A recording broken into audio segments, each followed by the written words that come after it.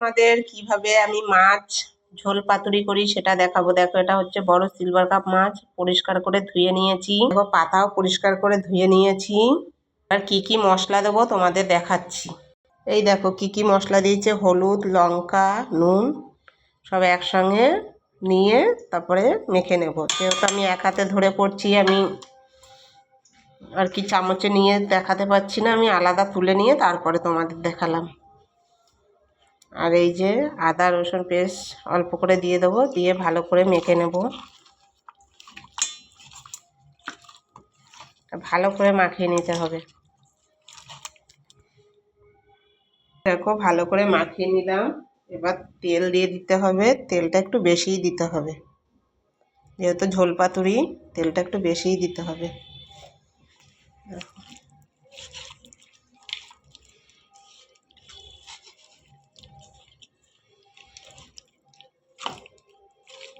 এই মাছটা ঝোল পাতুরি করলে খুবই ভালো লাগে খেতে।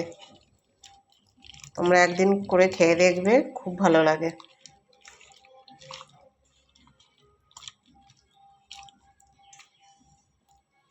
দেখো, সুন্দর করে মাখিয়ে নিলাম। এবার এই মশলাটা দিয়ে,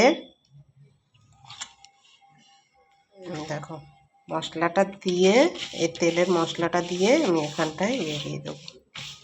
ভালো করে মাখিয়ে নেব।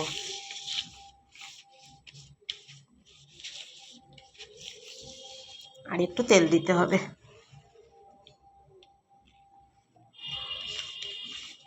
এক হাতে ধরে ধরে করছি, খুব অসুবিধা হচ্ছে।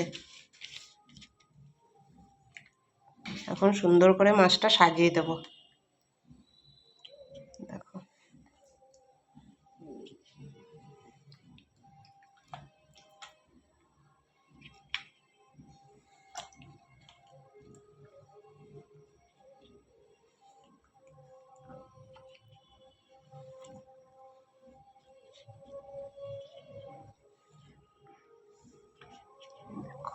অনেকটাই মাছ, এই জন্য আমার বড় পাতা নিতে হয়েছে। মাছ যেহেতু অনেকটা। দেখো, সুন্দর করে মশলাটাও দিয়ে দেবো। মশলাটাও দেবো, দিয়ে জলও দেবো। এই দেখো, কড়াইতে আমি তুলে দিলাম, দিয়ে গ্যাসটা এই যে জ্বালিয়ে দিলাম। আমি কড়াইতে তুলেছি, সেটা তোমাদের দেখাতে পারলাম না, এক হাতে তুলতে পারছিলাম না। এই দেখো, গ্যাসটাও জ্বালিয়ে দিয়েছি। পাতাটা দিতে হবে তলাতে, কড়াইয়ের উপরে একটা ছোট্ট পাতা দিতে হবে। আর এই দেখো, অনেকটাই জল দিতে হবে, যেহেতু সিদ্ধ হবে। এই দেখো, অনেকটাই জল দিয়ে দিয়েছি, দেখেছো?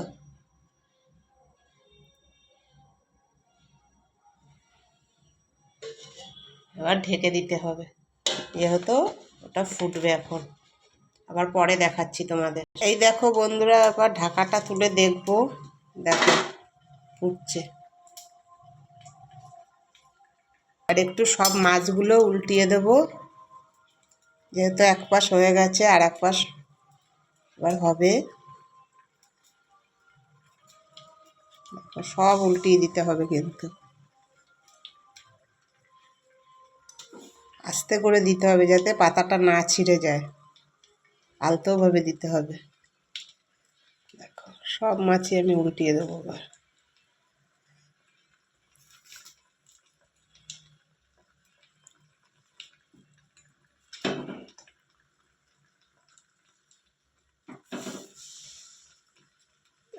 সব আলতোভাবে উল্টিয়ে দিলাম।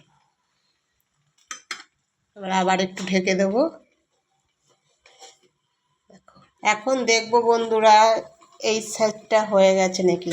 হ্যাঁ, দেখো হয়ে গেছে। এখন একটু উপর দিয়ে ধনেপাতা দিয়ে দিলাম, দিয়ে নামিয়ে দেব। কেমন লাগলো আমার ঝোল পাতুরি মাছ অবশ্যই জানাবে। ভালো লাগলে লাইক কমেন্ট শেয়ার করে দেবে। এখনের মতো টাটা।